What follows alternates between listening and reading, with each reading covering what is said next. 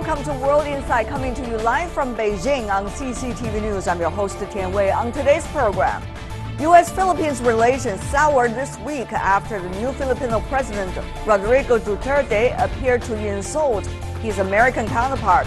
Just how important is the personality of a leader when it comes to bilateral relations? What lies ahead for Philippines' ties with both the U.S. and China?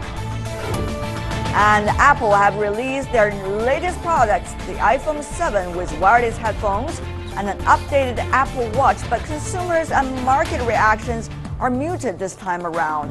With Apple sales continuing to drop in China, has the brand lost its innovative streak? Despite an unexpected rift this week, U.S. President Barack Obama still met briefly with his Filipino counterpart, Rodrigo Duterte, on the sidelines of the ASEAN summit in Vientiane.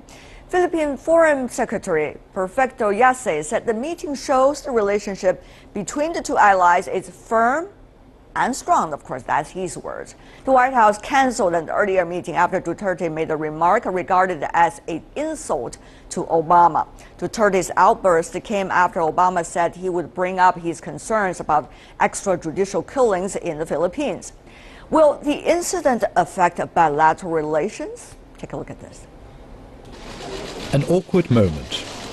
US President Barack Obama and Philippine leader Rodrigo Duterte had an informal meeting on Wednesday during the ASEAN summit, days after a very public spat.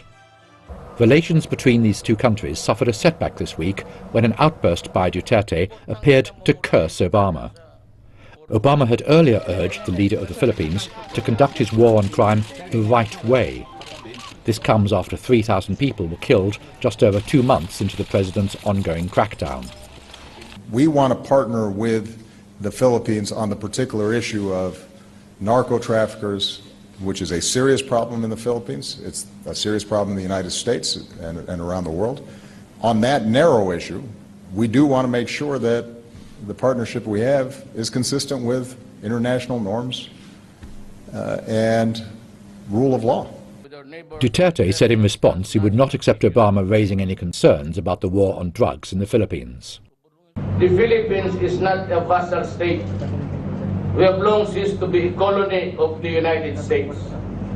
Alam mo, marami niyang mga sa kolumnista, they look upon Obama and the United States as if we are the lapdogs of this country. I do not respond to anybody but to the people of the Republic of the Philippines. Wala akong pakialam sa kanya. Who is he? Considering the decades-long military alliance between the US and the Philippines and their close political links, many say Duterte's attitude does not mean Manila seeks estrangement from Washington. But others suggest he's likely to employ the same foreign policy adopted by most Southeast Asian nations of seeking a better balance between his country's ties with both the US and with China. For more on the U.S.-Filipino relations in Beijing, we're having Mr. Teng Jianchun, Director of the American Studies Department at the China Institute of International Studies. In Washington, D.C., joining us is Ivan Eland, who is a Senior Fellow and Director of the Center on Peace and Liberty at the Independent Institute. Meanwhile, joining us from Manila in the Philippines, we are having Mr. Richard Hidarian, Political Science Professor at De La Salle University in the Philippines. Gentlemen, welcome to our program. First of all, Mr. Hidarian, what do you make of eventually the meeting between President Obama and President Duterte after earlier quite a dramatic exchange between the two sides? Well, the dust-up between President Obama and Duterte in some ways was not completely unexpected because a few weeks ago, President Duterte also made expletive statements about the American ambassador, Philip Goldberg. Duterte has been breaking one taboo after the other when it comes to relationship with the U.S. So somehow you were not totally surprised by this. What we were surprised about is when President Duterte, after trying to do some damage control and releasing a regret statement, and then the next day during the East Asia Summit, he made another criticism of the United States about its historical injustices against Filipino Muslims when Obama was in the crowd. So from what I know, they did not shake each other's hands at the end of the East Asia Forum. So in many ways, this represents some temporary diplomatic setback, but I believe that the fundamentals of bilateral relations will continue. Mr. Eland, what do you think Washington makes of this new president in the Philippines? Obviously, he has quite strong personality and at times would have outbursts of words. What does Washington make of this personality?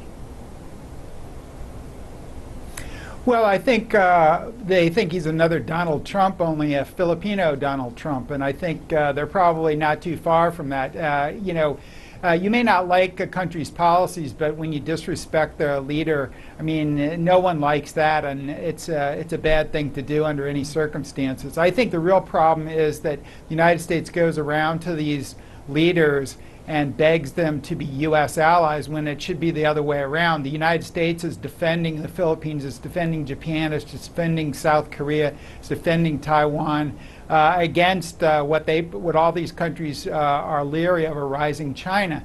Well, if the U.S. didn't do that and retracted its defense perimeter, you would see those countries being really nice to the United States because they want the trade and they want the economic benefits of dealing with China, but they also want the U.S. protection in case they have a dispute with China, such as over the South China Sea or the East China Sea. Mr. Tang, here in Beijing, what do you think President Duterte is trying to do from the Chinese way of looking at him? I mean, on the one hand, he is still finger pointing to China to a certain extent, for example, during the East Asia Summit. But at the same time, he also, with his words, distanced himself and possibly the Philippines from the United States, temporarily at least, it seems. What does China make of this reality? Duterte has been in the office of the presidency of the Philippines already for 2 months, and so far we cannot give a very clear-cut interpretation of his policy toward China. Sometimes he said good words to China, some said he said a bad word toward the United States. But I think at least the 2 points I'd like to mention here. The first, he is realistic as compared with the previous president, Aquino III. And he's from the grassroots. He's quite familiar with the situation of the Filipino society, and he'd like to improve the social life of the country. This is the #1 job for him. And the second, the criticism against the United States and against the President Obama actually is anger from the recent years' cooperation between the two countries. You know, the United States only gave some lip service and no real support or assistance, especially after the announcement of the ruling of the arbitration. And the Secretary of State, John Kerry, gave a very clear statement saying there is nothing to do with the United States in this regard. So I think this is actually anger from the Philippines. Duterte just expressed the anger from that country. All right. Mr. Hidari, I want to come back to you now. It's very important to understand for many in this region, what exactly does the Filipino president have in mind? What is his priority? How does he see the domestic issues, for example, the drug war going on over there, and his spats with some of the political enemies he had at home, vis-a-vis the Filipino president's new drawn international strategy, also in the region toward China? What do you think? Yeah, 3 things very quickly. The first thing is that President Duterte is signaling his independence from the United States. By so explicitly standing up to the United States and criticizing the United States, he's trying to say to the rest of the region, including China, that the Philippines is not the proxy of America, that it can think for itself and it can decide for itself. Which brings us to the second point. There's a clear point of disagreement between the Duterte administration and Washington on the issue of human rights. It seems that President Duterte is completely unwilling to consider any criticism, especially from the West and from the United Nations, with respect to allegation of extrajudicial activities here in the Philippines. So he's willing to stand up to the U.S. on that, and he's very irritable. So President Obama said that when he's going to meet Duterte, he's going to discuss human rights front and center, and I think that ticked off Duterte and may explain his response. And lastly, yes, it's true that Duterte says different things about China, but more than 90% of what he says about China is about peace, is about engagement and bilateral negotiation, which is very different from what was the position of the previous president. Right. Mr. Eland, both President Duterte from the Philippines and his administration important members have been talking about the Philippines' relations with China vis-a-vis its relation with the United States. A foreign minister quote, if I could, is suggesting good relations with China does not mean we are going to weaken our friendship with the United States. This is a direct quote from the Filipino foreign minister. Does Washington believe so? Well, I think Washington probably does see it all or nothing. I think the United States policy still has recollections of the Cold War, when small countries had a lot of power over the U.S. because it was just desperate for allies. And I think the United States should stay neutral in these disputes in the South and East China Seas. But implicitly, it doesn't, because it's allied with some of the countries on the other side of China. I don't see, I think China's territorial aspirations there are completely unreasonable, but that's not the problem of the United States. And I think the United States really ought to, and Donald Trump has pointed out this in the presidential campaign, the United States should question some of these alliances and what we're getting out of it. It's makes our foreign policy very inflexible, and it allows leaders like the Philippines and other leaders to do these things. And I don't fault them for doing that. He wants to be independent of the United States. He wants to show China that they can get along, but he's also doing that within the under the shield of the U.S. And the United States should be careful, because this guy is very volatile, and he could get the United States into a shooting war with China or some other country there that the United States doesn't want to be in. Okay, Mr. Hidarian, I want to also have an assessment of what Manila believes Washington is willing to do for itself. I mean, for Manila, of course.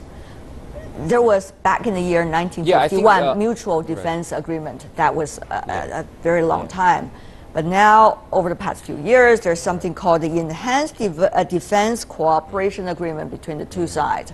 And the Philippines is trying to persuade America to protect the Philippines by having more American troops to be stationed in the Philippines and have joint military exercises with the Philippines. But what would these mean for Manila, convincing Washington to be on its side, no matter what it is? Yes, for the Duterte administration, clearly the United States is not doing enough. The U.S. never clarified whether the Scarborough Shoal or other land features claimed by the Philippines in the South China Sea will be defended by the United States if there will be a war between the Philippines and China. Unlike what is the U.S. position on the Senkaku Diaoyu, when they said clearly that falls within the Mutual Defense Treaty with Japan. So on one hand, Duterte is angry that the U.S. is not giving enough commitments, and on the other hand, if he tries to reach out to China, it's possible that he may be open to put some restrictions on further American access to Philippine bases. Remember, the Subic and Clark have not yet been opened up to American forces under the Enhanced Defense Cooperation Agreement. So that's still up for negotiation between him and the U.S., and sure, between China and the Philippines too. Right, Mr. Tong, very complicated picture. You see a lot of moving factors all going on at the same time. So what does China make of this? President Duterte said openly, despite sometimes his moody words, he suggested that the Philippines is not going to in public, talk about the dispute between China and the Philippines toward the South China Sea issue, but rather to negotiate and discussion with a closed door. How does China take that gesture? And well, knowing what is going on right now between the Philippines and the United States? Actually, after the ruling of the so-called arbitration by the Philippines, all the parties concerned in the South China Sea have returned to the original point. They all promised to, do the negotiation and exercise restraint and restrain their, muscle, and not to show so much muscle in this game. And actually, there is a fundamental change, I think, in the balance of power in this region. The United States and China would like to have more engagement in not only in trade, not only in security, but this time they prefer to go together, to have more cooperation with ASEAN countries in security and also in economy. And this is the fundamental change of balance of power in this region. And so I think the Filipino president at this moment, he is quite familiar with the change. And the best choice for the Philippines to go ahead, to have a good, best diplomacy, is to cooperate with the big powers. We used to say the ASEAN countries would like to have more cooperation in security with the United States and more cooperation in economy with China. But this time, after the fundamental change of balance power, they have to find a good solution, to find the best choice to maintain the balanced relation with China and with the United States. Mr. Yilan, following what Mr. Tang in Beijing just said, I want to also have your assessment. What has changed regarding the issue of South China Sea?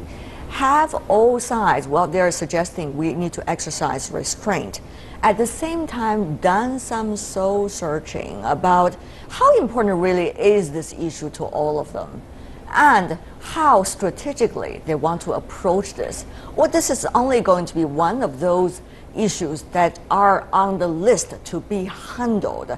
This is very important. Is it still going to be the priority issue, Mr. Yilan? Well, I would hope that it would, people would reconsider what's been going on, because I think it's very dangerous for all these countries to be jousting in the South China Sea, and I'm hoping that the U.S. doesn't get dragged into it. From my perspective, the U.S. really shouldn't be caring about a bunch of rocks in the South China Sea, which is really what the dispute is. The United States should stay neutral, but it should be really neutral, because it's not now. It says it is, but it has alliances both in the South China Sea and the East China Sea with one side of the dispute. And I think, you can say that there's a web of economic interaction, but when it comes down to security, there's China and then there's everybody else. At least that's how a lot of these smaller countries feel. And the U.S.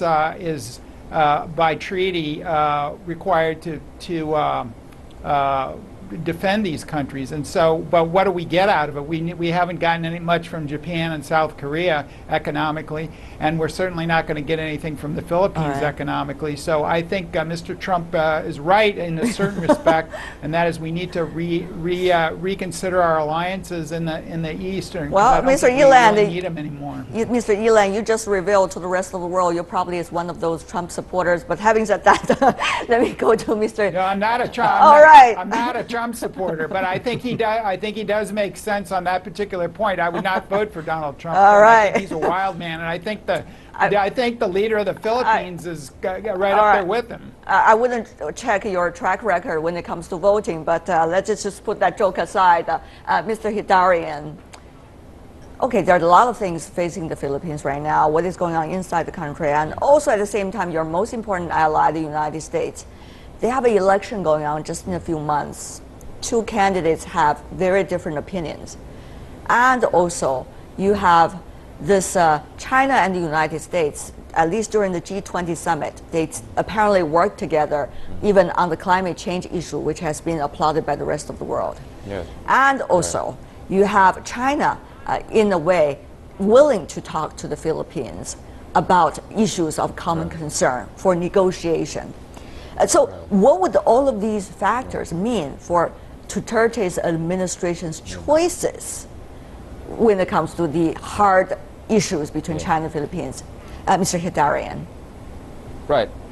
Yeah. I mean, first of all, with respect to China, it's very likely that within a month, President Duterte will visit China. This is what I'm hearing, that he may choose China as his first state visit. And that will be very important because the optics will be very clear. After this dust-up with President Obama, after his gay slur comment against the American ambassador, now he's choosing China possibly as his first state visit, which is very different from other Filipino presidents who almost always chose United States as the first state visit. Well, we'll see now what that happens. will have an impact on U.S. elections, because that will put pressure on Hillary Clinton to prove that President Obama is not weak and what's happening with the Philippines is not as a result of the pivot Asia or the failure of the Democrats' foreign policy. And for sure, Donald Trump will make the most out of this.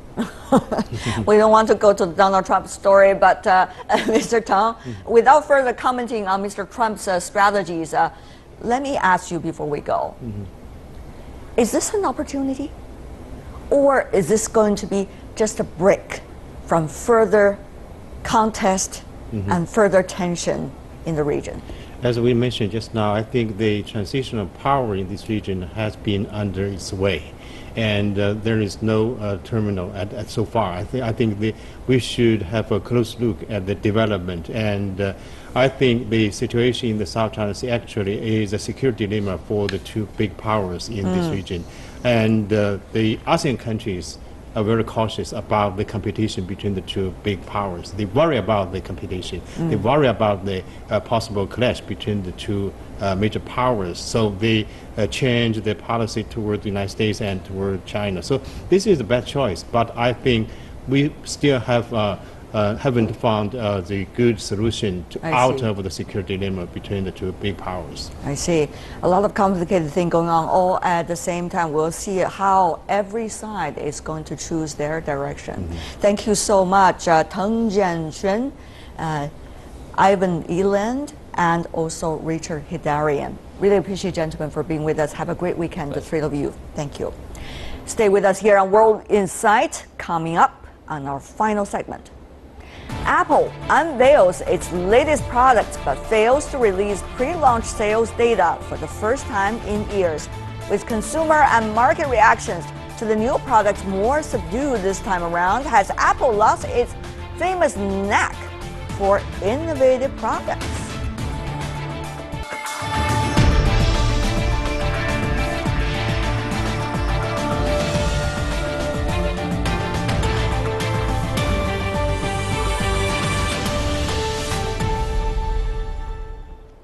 Welcome back, I'm Tian Wei, and this is World Insight.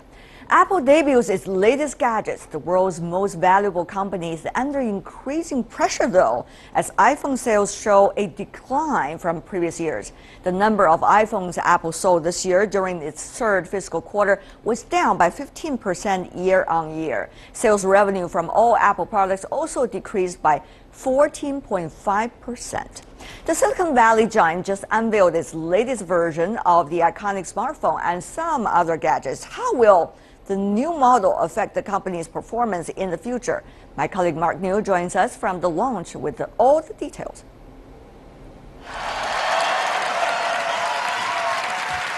The world's most advanced mobile operating system deserves the most advanced smartphone. The iPhone 7 arrives with a sleeker design, a sapphire glass finish, and a redesigned home button that senses the strength of your touch. It's water and dust resistant. Its new camera is more powerful and can create photos with depth of field, something previously only professional SLR cameras could do, but not phones. The larger iPhone 7 Plus has two lenses, one of them a telephoto lens that zooms in 10 times as far.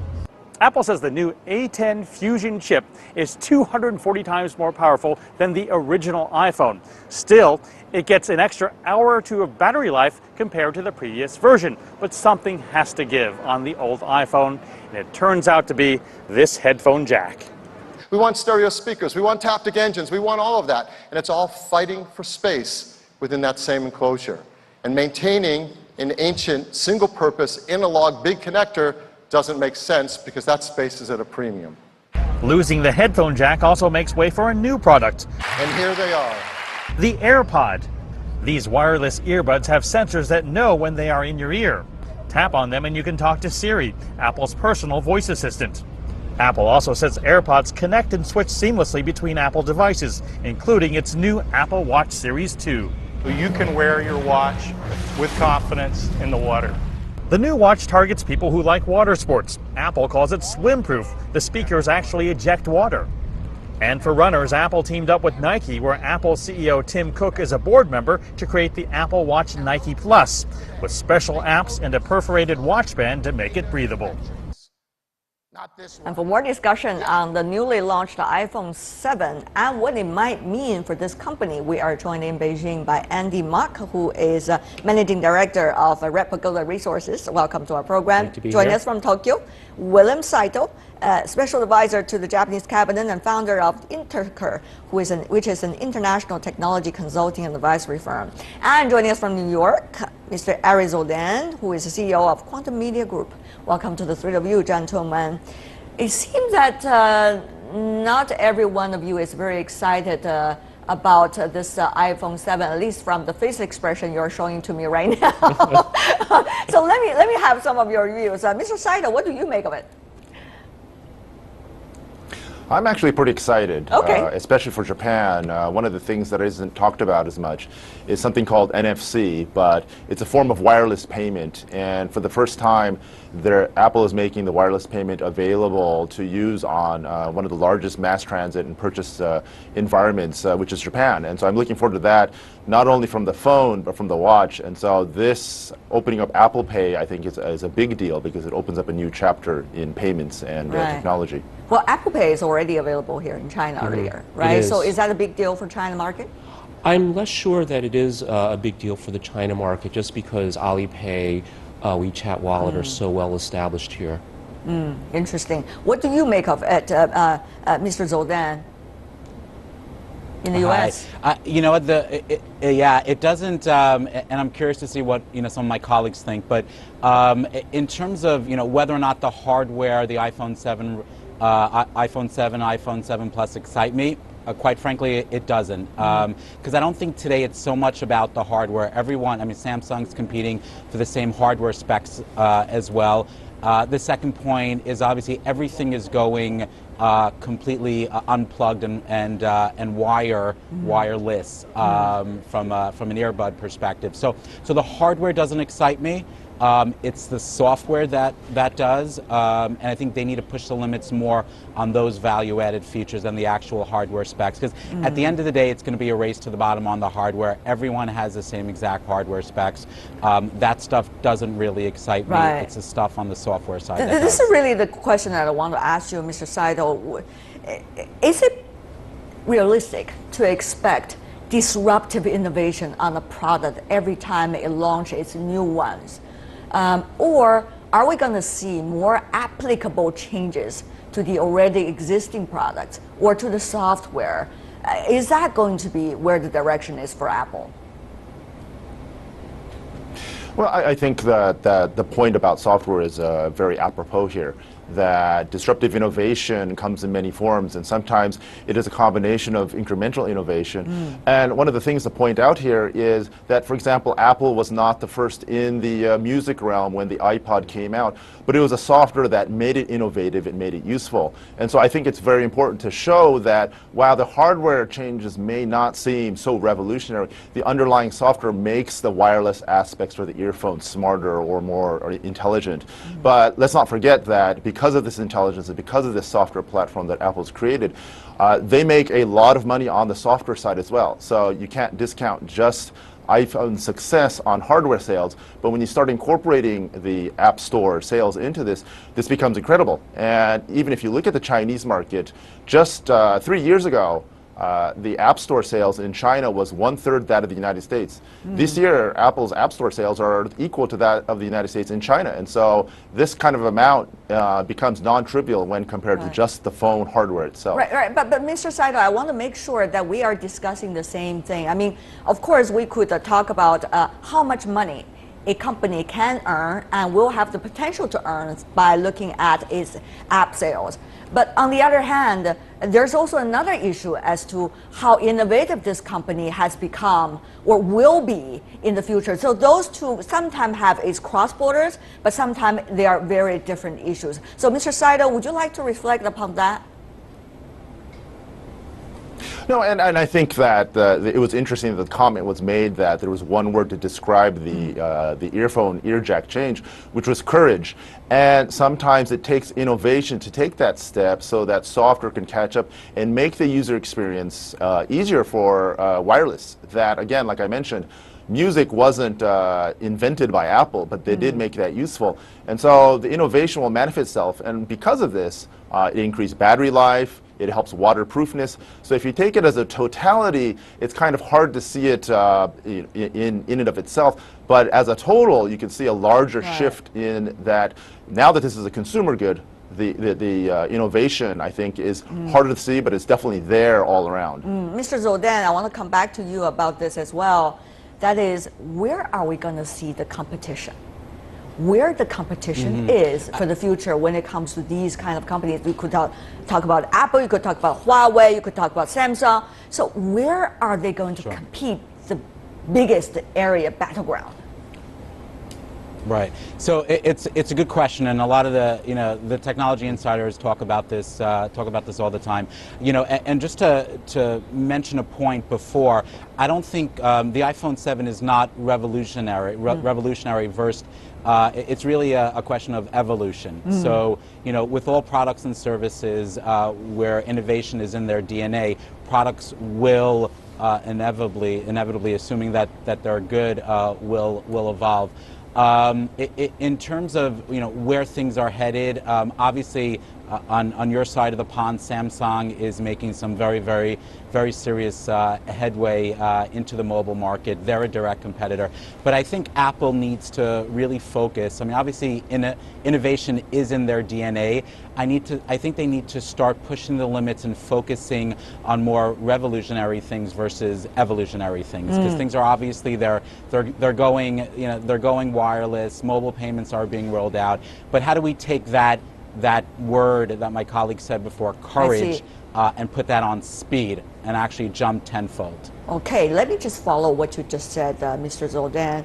Apple, in fact, in its history, has introduced many times disruptive changes to its products over and over again during the last 20 years. Take a look at this, starting with the iMac, where they replaced the floppy drive with then cutting-edge standard called the USB. Then came MacBook Air, a laptop Apple made the razor thin, eliminating the CD-ROM drive and the Ethernet networking part, both industry standards at the time. Last year, Apple went to even further extremes with the latest MacBook, keeping just the one headphone jack and one single interface port, USB-C.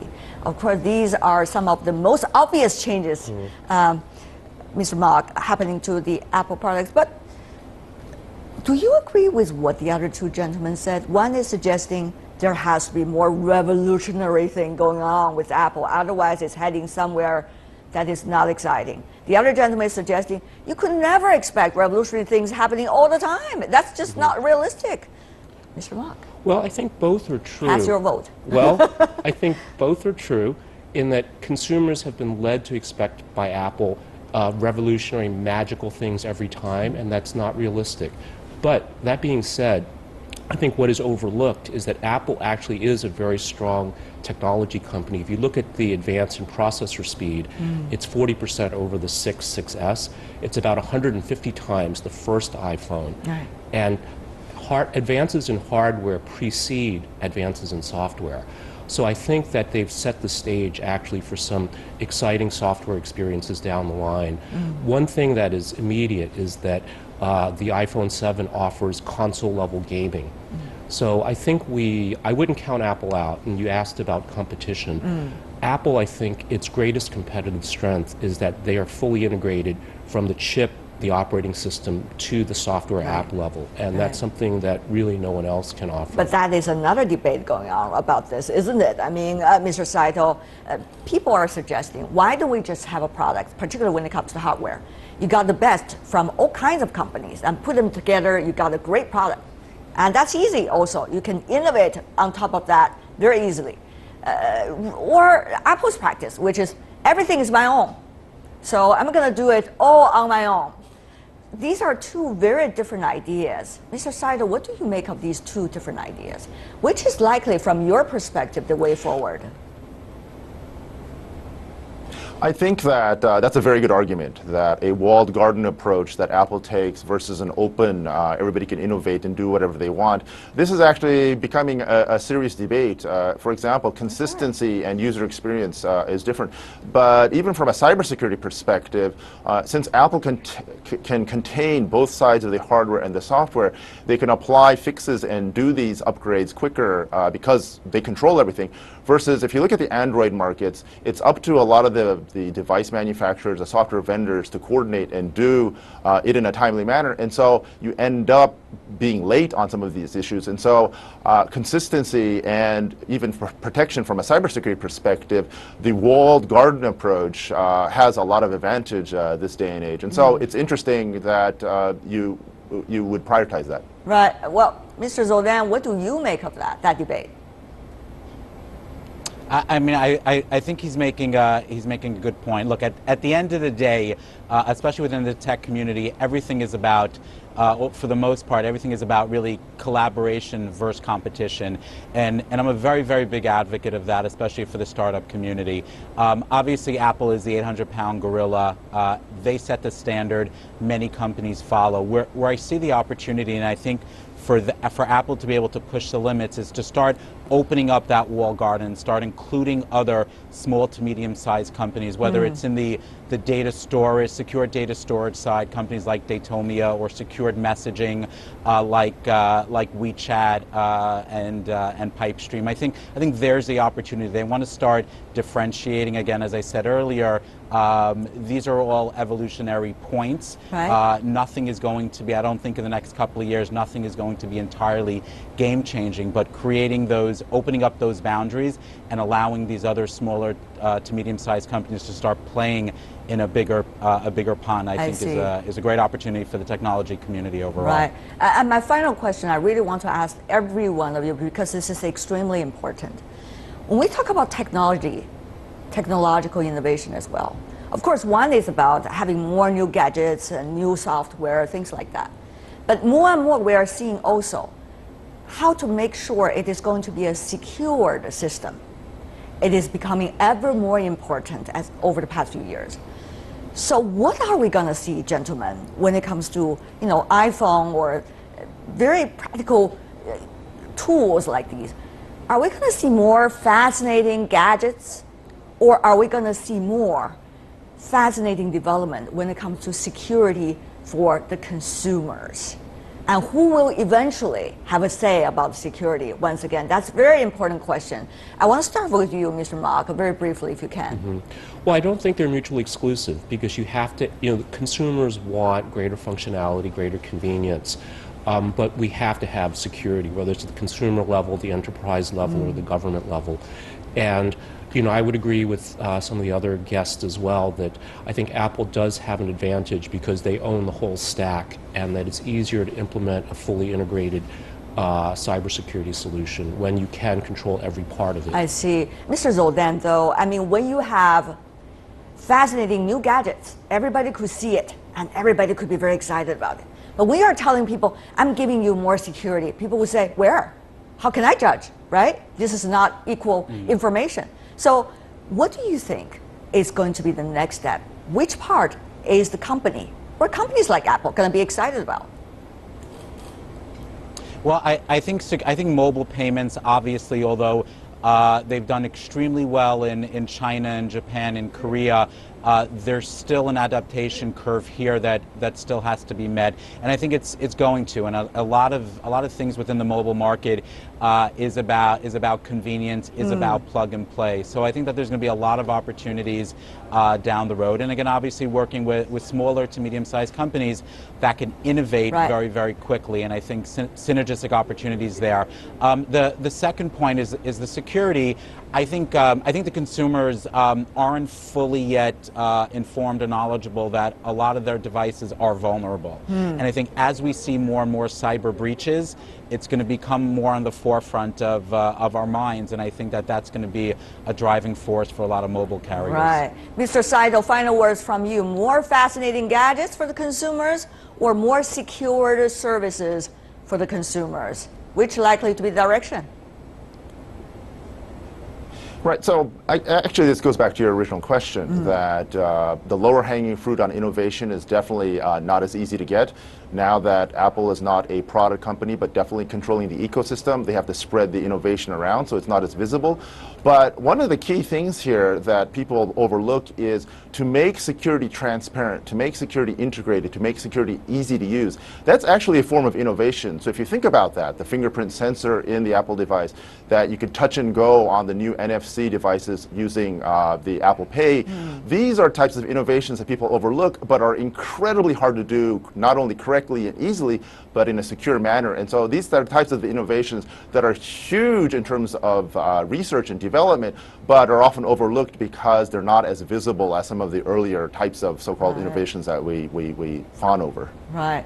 Very fascinating discussion, I have to say, gentlemen. I see more smiles on your faces now than we just began to talk about this issue. But thank you so much, William Saito, Ari Zoldan, and Andy Ma. Really appreciate the three of you gentlemen for being with us, and certainly have a great weekend, whether you have an iPhone 7 or not. Thank you.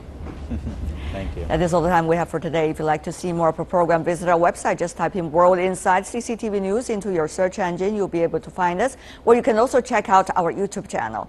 From me, Tian Wei, and everyone on the World Insight team, thanks for watching, and tune in again to next week for more insights across China and around the world.